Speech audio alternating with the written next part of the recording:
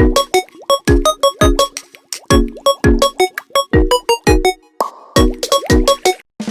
semuanya, selamat datang di video pembelajaran kami tentang pengembangan sistem elektrokardiogram atau EKG portable berbasis 3 sadapan. Dalam video ini, kami akan memperkenalkan tim kami dan menjelaskan langkah-langkah pengembangan sistem ini dari awal hingga pengujian akhir.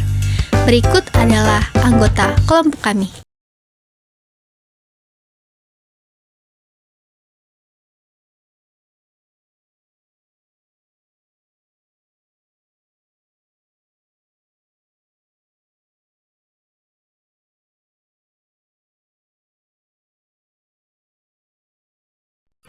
Sistem EKG yang kami rancang adalah untuk memantau kesehatan jantung secara real-time menggunakan 3 elektroda.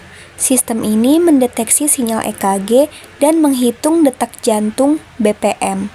Penguatan sinyal dilakukan menggunakan penguat AD60 yang memberikan penguatan sebesar 8 kali. Selanjutnya kita akan membuat desain rangkaian untuk diletakkan di PCB. Di sini kita menggunakan beberapa komponen antara lain resistor, ada IC 1458, AD620, ICUA741, kapasitor, dan pin header. Di sini pin header berguna untuk memasukkan input dan output.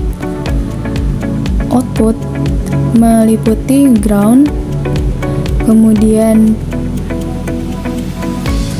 5 volt, selanjutnya yaitu output ke osiloskop. Untuk input sendiri yaitu elektroda yang akan ditempelkan ke bagian tubuh untuk merekam sinyal EKG.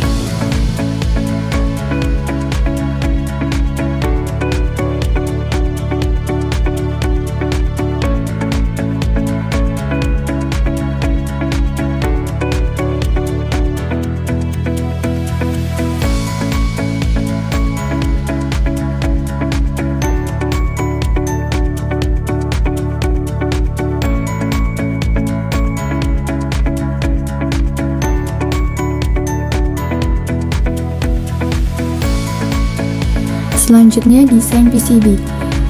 Untuk komponen-komponen yang ada di desain PCB juga terdapat pada skematik yang sebelumnya sudah kita buat. Kita letakkan komponen sesuai dengan skematik yang sebelumnya sudah kita buat, kemudian sambungkan dengan jalur biru atau bottom yang biasanya digunakan untuk PCB single layer. Kemudian kita mengikuti arahan yang sudah dilakukan oleh Proteus untuk menyambungkannya. Langkah pertama yaitu dengan menyiapkan bahan dan alat untuk membuat rangkaian. Untuk bahannya meliputi elektroda pad, desain rangkaian PCB, kabel jumper, IC AD620, ICU A741, kemudian berbagai resistor, adapun IC LM1458N, kapasitor 2A102J, kapasitor 2A224J, dan kapasitor 2A104J. Untuk alatnya, itu yang pertama ada FECL, kemudian ada solder, timah, cutter, PCB polos, gunting, setrika, bor, dan yang terakhir yaitu Arduino Uno. Langkah kedua yaitu menyiapkan PCB polos, menyiapkan desain rangkaian pada kertas transfer, dan menyiapkan larutan autan. Nah, untuk yang pertama yaitu larutan autan tersebut dibaluri pada bagian PCB polos, gunanya untuk menempelkan kertas transfer yang sudah terdapat desain rangkaian tersebut. Pastikan menempel dengan sempurna agar memberikan hasil yang maksimal.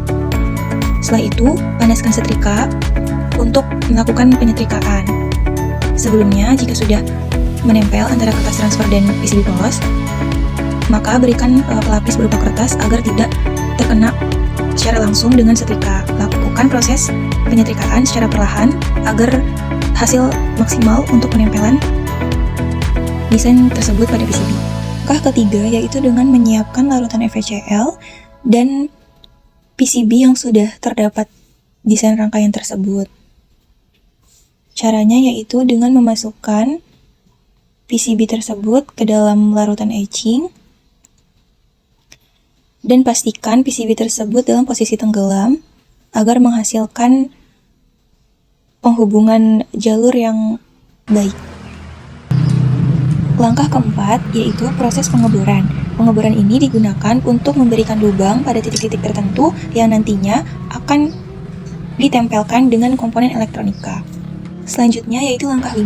Ini merupakan proses penyolderan antara timah dengan solder yang digunakan untuk menempelkan komponen elektronika melalui lubang yang sudah dibor tadi. Pastikan proses penyolderan ini dilakukan dengan hati-hati, karena ini berkaitan dengan komponen yang akan dipasang terhubung atau tidak dengan PCB tersebut, yang nantinya akan mempengaruhi hasil dari pengeluaran alat tersebut. Langkah terakhir yaitu dengan menempelkan semua komponen-komponen elektronika tersebut ke dalam PCB. Resistor. Resistor adalah komponen yang membatasi aliran arus listrik. Fungsinya adalah mengatur arus yang lewat pada bagian tertentu dalam rangkaian. Lalu ada IC LM1458N. IC ini adalah IC op-amp ganda yang sering digunakan dalam pengolahan sinyal audio atau penguat untuk berbagai aplikasi elektronik. Dan yang terakhir itu kapasitor. Komponen ini menyimpan energi dan bisa mengatur waktu dalam rangkaian, serta menyaring atau memperhalus sinyal yang lewat. Berikut ini merupakan video kalibrasi dari alat yang telah kami buat. Nah, bisa diklik pada osiloskop dan diputar pada CH2 menu. Di sini akan terlihat berbagai gelombang dan akan diketahui nilai dari average, PKPK, dan frekuensi.